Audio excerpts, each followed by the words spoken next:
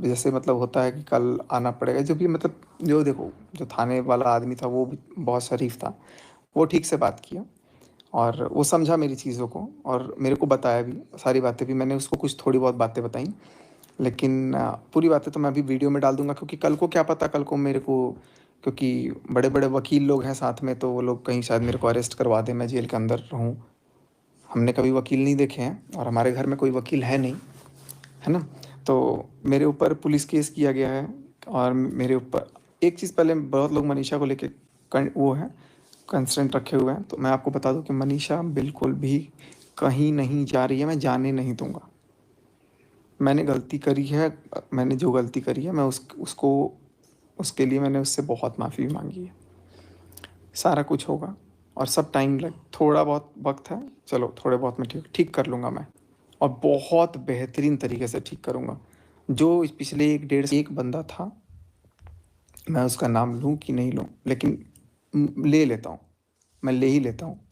क्योंकि वो बंदा इतना ज़्यादा अच्छा है और उसके साथ भी इतना गलत हो रहा था कि भाई भगवान जाने। मैंने पहले लाइव आने से पहले ना मैंने सोचा कि यार अपनी जो बातें हैं मैं वो सारी, मैं लेकिन आपको कैसे दिखाऊंगा, वो सारा चीज़ मेरे इसी फ़ोन में है।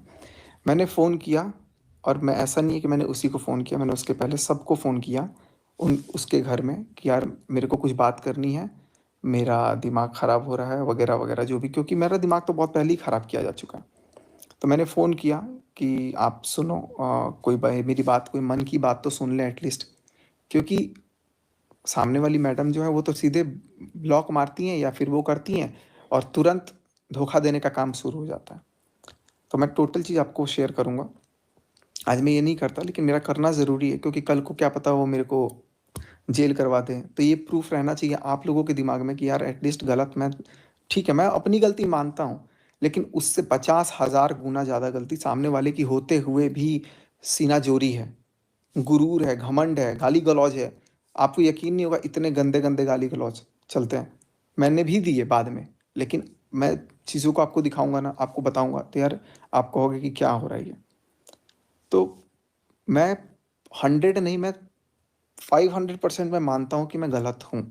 गलत हूँ नहीं, गलत था, और मैं इतना गंदा गलत था, मैं बहक गया। कैसे बहक गया?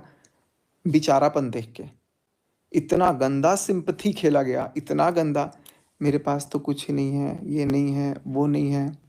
ठीक है, हो जाएगा ना, हो जाएगा ना। और मैं पहली बार भी जब कान में बोला था ना, जब मैं पहली बार जब घर से निकल रहा था, जब वो रोने-धोने का एकदम एक्टिंग हुआ, हग करके मैं उनको कान में एक चीज़ बोला कि इस महीने से मैं जा रहा हूँ ना, तुम्हारे यूट्यूब पे हर महीने 2 लाख रुपए से कम नहीं आएँगे।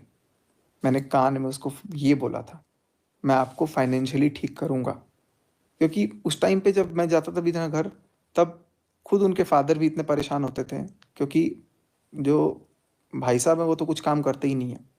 कोई काम नहीं करते हैं, अब कुछ काम करते भी थे तो उस काम की भी सच्चाई बहुत जल्दी, पता नहीं वो सामने वाली जो जस्सिका हैं, उन्होंने कैसे शांत रख लिया, कैसे मन को, मेरे को बराबर लगता था कि यार वो इंसान, उस इंसान से मेरे को बात करने के लिए भी मना कीजिए कि पार्टी में, उसके साथ दिख मत जाना, उसके साथ बात मत कर लेना।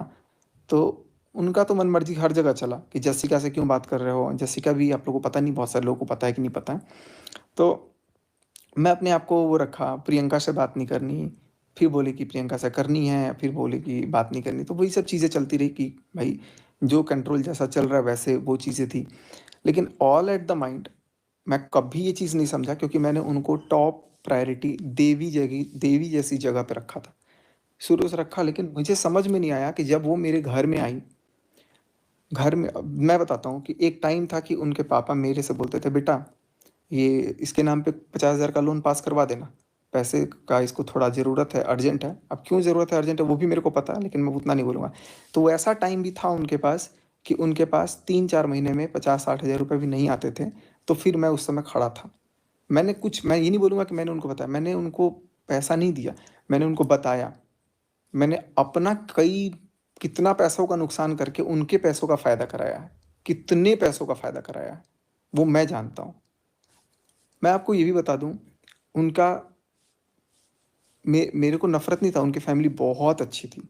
भाई-भाभी इतने अच्छे थे, हर जगह सपोर्टिव। सबसे अच्छी अगर मेरे को उस घर में लगती है ना, सबसे अच्छी, तो वो है शुभा मुद्गल।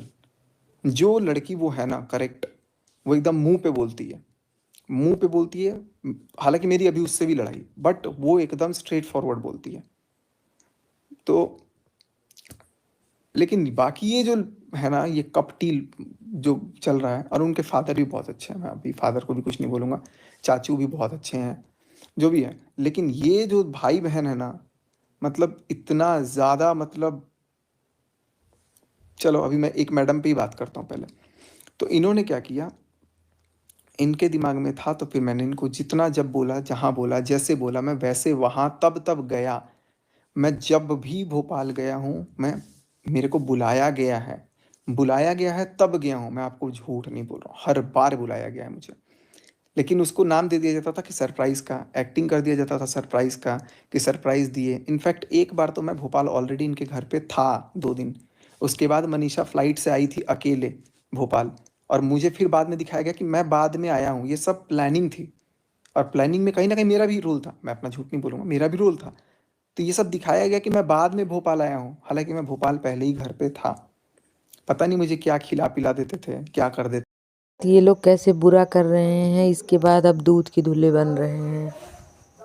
चीज़ें धीरे-धीरे, धीरे-धीरे इंडल्ज होती गईं, तो मेरा एक अपनापन लगाव होते गया, मैं एकदम फैमिली की तरह। देखो गाइज, इस वीडियो में आप लोगों को दिख रहा होगा, मनीषा आई और इनको पीछे से हक की, इनको सरप्राइज़ दी और ये जाके सचिन से चिपट गई। और इनकी मैंने बहुत सारी वीडियो देख रखी है जिसमें ये बदतमीज़ी से बात कर रही हैं कि हाँ, इनके बराबर कोई है नहीं, जो देवी बनी घूमती हैं। ये देखिए गाइज, इनकी सच्चाई जो है, इतनी बदतमीज़ लड़की, और अब बता रही हैं कि ये पुलिस केस करेंगी। मनीषा के साथ ऐसा करके इनको कभी खुशी मिलेगी? उसका घर बर्बाद करके उसको बता रही थी तुम बच्चे मत पैदा करना, तुम तलाक दे दो, ताकि तलाक दे के वो इनके साथ रहने लगे। और सचिन को देखो, अब मनीषा से के ऊपर इसको कितना प्यार आ रहा है। ऐसा नहीं है उधर छूटा है, बोलो उधर छूटने के बाद भी मारे थे। देखिए, हम तो उस औरत के लिए छोड़ेंगे नहीं, पहली बात। नहीं, उसके बारे में हम लोग बात नहीं करेंगे अभी। उसके हम बारे में बात नहीं, करेंगे अरे भाई। मैं वीडियो में हूँ, बात नहीं कर देखिए, सकते हम लोग अभी। हम नहीं, लोग हम करेंगे, मनीषा बात हम करेगी तो आप लोगों से। करेंगे, हम मनीषा को नहीं जो छोड़ करना सकते, होगा, मनीषा उसके हम लिए पूरी नहीं छोड़ स्वतंत्र है। सकते हैं। मैं कुछ बात नहीं कर हम तो सकता हूँ चाहते क्योंकि हैं मेरे कि पे वो हमारे औलाद, अभी हमारा जो औलाद नहीं आया है उसके लिए बोला गया है, तो उसकी औलाद है ना, उसके साथ भी वैसा ही हो, नहीं क्योंकि नहीं तब नहीं पता भाई, लगेगा अब कि चलो। औरत का दर्द क्या होता है। उसने सरेआम बोला है कि हम चाहते हैं आपका भी औलाद हो, तो हो भाई। हम तो चाहते हैं हमारी भगवान हमको पहले बेटी देना, क्योंकि हाँ, और हमारी बेटी हमारी तरह होनी चाहिए। देखो, एक बेटी के जन्म लेते ही क्या क्या चीज़ें हो गई, नहीं, हम चाहते हैं हमारी वो बेटी आपको पता हमारी होगा। तरह हो, बट और स्ट्रांग, एकदम बोल्ड हो, वो बेटी तमाशा साक्षात एक तरह मारेगी से पूरी लक्ष्मी है, दुनिया को। जो भी है, क्योंकि कहीं ना नहीं कहीं भाई, सारी सच्चाई को ले आई।